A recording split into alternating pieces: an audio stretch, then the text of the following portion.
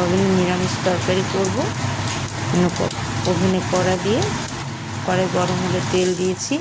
এবার জিরে দিয়ে দিলাম, তেজপাতা, শুকনো লঙ্কা ফোড়ন দিয়ে নেড়ে নেবো।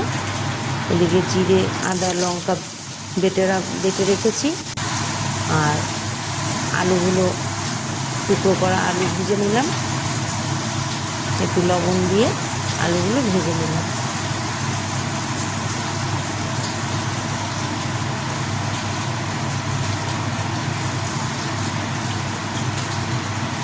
বাটা মশলা এবার তেলের মধ্যে দিয়ে দেবো। তেলের মধ্যে দিয়ে মিডিয়াম আঁচে আস্তে আস্তে আস্তে কষাবো।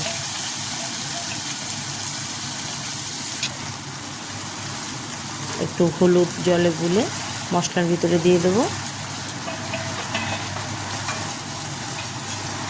মশলাটা আস্তে আস্তে কষিয়ে নিচ্ছি, মিডিয়াম আঁচে করলে ভালো হবে। টমেটো কুচিয়ে রেখেছি, টমেটো কুচিয়ে দিয়ে দিলাম মশলার মধ্যে। এবার আগে থেকে ধুয়ে রাখা সয়াবিন আমি কষানো মশলার ভিতরে দিয়ে দেবো। এবার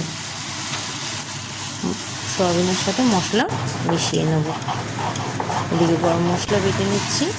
এবার পরিমাণ মতো গরম করা জল আমি দিয়ে দিলাম।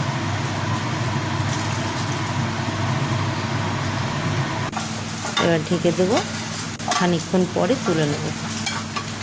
খানিকক্ষণ সময় রেখে ঢাকনা তুলে নিলাম। এবার দেখবো সব সেদ্ধ হয়েছে কিনা। সেদ্ধ প্রায় হয়ে গেছে। এবার চিনি দেবো, চিনি দিয়ে নাড়াচাড়া করছি। ঘি দিয়ে দিলাম, ঘি দিয়ে মিশিয়ে দেবো। এবার বাটা গরম মশলা দিয়ে দেবো। গরম মশলা দিয়ে তরকারির মধ্যে মিশিয়ে দেবো।